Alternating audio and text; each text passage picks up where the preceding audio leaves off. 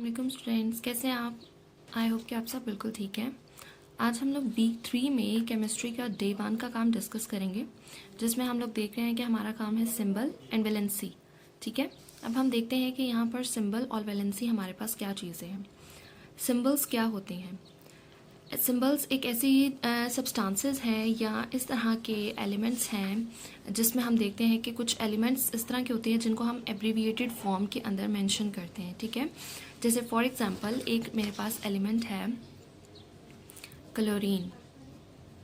ठीक है, क्लोरीन का जो सिंबल होगा जिससे हम इसको डिनोट करते हैं, रिप्रेजेंट करते हैं या इसको एब्रीविएट करते हैं, वो हमारे पास है Cl, capital C and small l।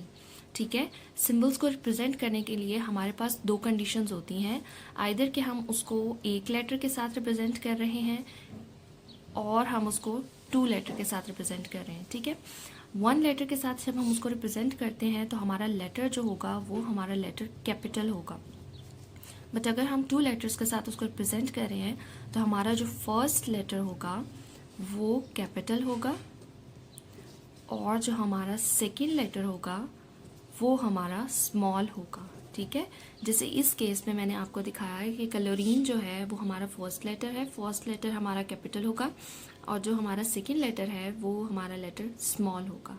इसी तरह अगर मैं आपको लेटर की एग्जांपल दूं तो हमारे पास हाइड्रोजन की एग्जांपल आ जाती है। हाइड्रोजन को हम सिर्फ एच से रिप्रेजेंट करते हैं, इसलिए हम 1 लेटर जब लिखेंगे तो उसको कैपिटल से रिप्रेजेंट करेंगे। ठीक है जी, अब हम डेफिनेशन की तरफ चलते हैं।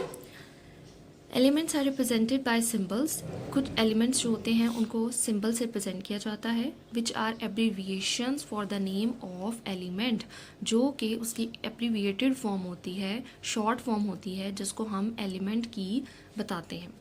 A symbol is taken from the name of that element in English, Latin, Greek और German।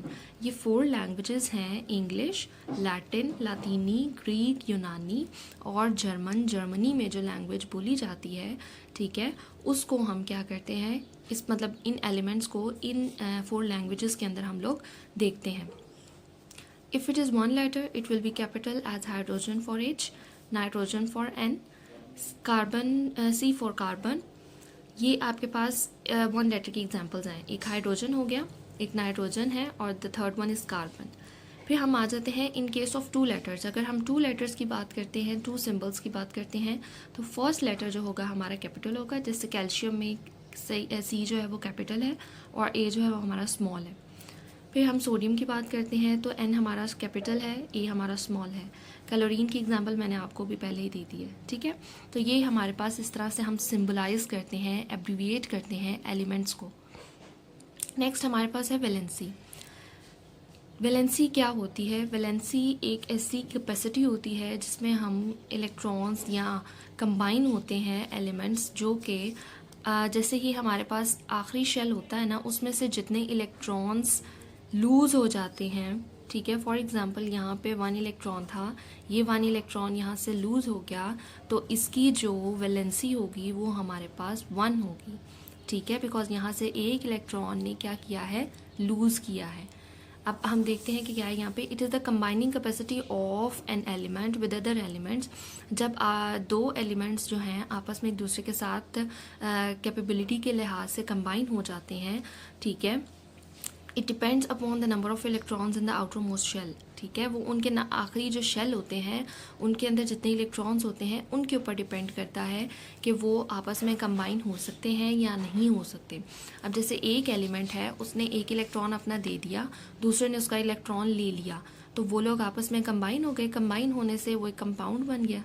ठीक है, तो इसलिए डिपेंड करता है कि एक एलिमेंट जो कि लूज़ करने से स्टेबल हो सकता है और दूसरा एलिमेंट जो कि गेन करने से स्टेबल हो सकता है, वो यहाँ पर हमारे पास आएगा। ठीक है, आउटर मोस्ट शेल को हम लास्ट शेल भी कहते हैं और वैलेंस शेल भी कहते हैं। ठीक है, simple covalent compounds. Covalent compounds हमारे पास क्या थे? कोवलेंट कंपाउंड्स में हम देखते हैं म्यूचुअल शेयरिंग। ठीक है, covalent means mutual sharing. Mutual sharing किसकी होती है जी? बॉन्ड बनता है म्यूचुअली, 2 एलिमेंट्स के दरमियान क्या बनता है, इस एलिमेंट अपना इलेक्ट्रॉन इधर रखा, इस एलिमेंट ने अपना इलेक्ट्रॉन इधर रखा, दोनों ने शेयर किया, शेयर करने से क्या बन गया, एक बॉन्ड बन गया। इस बॉन्ड को हम कहते हैं कोवलेंट बॉन्डिंग, जो कि शेयरिंग से, म्यूचुअल शेयरिंग से, आपस में शेयरिंग करने से बनती है। ठीक है, कोवलेंट कंपाउंड्स में वो बता रहे हैं कि कोवलेंट कंपाउंड्स में वैलेंसी का जो नंबर होता है, जैसे फॉर एग्जांपल हाइड्रोजन एटम्स हैं हमारे पास जो कि कंबाइन होते हैं दूसरे किसी एटम के साथ उस एलिमेंट के, तो नंबर ऑफ बॉन्ड जो है वहाँ पर फॉर्म होना शुरू हो जाएंगे उस एटम के लिए ऑफ दैट एलिमेंट। ठीक है, जिसमें हम एग्जांपल्स यहाँ पर पढ़ते हैं। वैलेंसी उन्होंने क्लोरीन की यहाँ पर हमें बताई है जी 1। वैलेंसी क्लोरीन की 1 किस तरह से हो सकती है कि फॉर एग्जाम्पल मेरे पास यहाँ पर मैं आपको सोडियम क्लोराइड की एग्जाम्पल देती हूँ।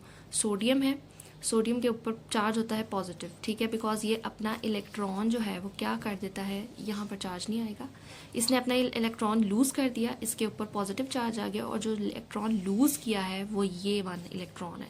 इलेक्ट्रॉन ई जो है वो इलेक्ट्रॉन से है, और नेगेटिव चार्ज मीन्स इलेक्ट्रॉन्स के पास नेगेटिव चार्ज होता है। ठीक है, दूसरा अगर क्लोरीन है, क्लोरीन क्या करता है, हमेशा गेन करता है, तो गेन किया इसने ये वाला इलेक्ट्रॉन, तो इसके ऊपर चार्ज कौन सा आ गया, नेगेटिव। अगर हम -1 ना भी मेंशन करें तो ये यहाँ से हमें पता चलता है कि ये माइनस है। ठीक है, अब यहाँ पर तो ये कंपाउंड बन जाएगा, ये पॉजिटिव है प्लस यहाँ नेगेटिव हो जाएगा, तो यहाँ क्या बन जाएगा, NaCl। ठीक है, तो ये एग्जाम्पल है इसकी। यहाँ पर क्लोरीन ने क्या, क्लोरीन के पास फिर कितनी वैलेंसी होगी, 1, क्योंकि क्लोरीन ने 1 इलेक्ट्रॉन को क्या किया है, गेन किया है। ऑक्सीजन कितने इलेक्ट्रॉन्स गेन करता है, 2, तो उसके पास कितनी वैलेंसी आ जाएगी, 2। नाइट्रोजन कितने इलेक्ट्रॉन्स करता है, जो उसके पास आ जाएगी 3।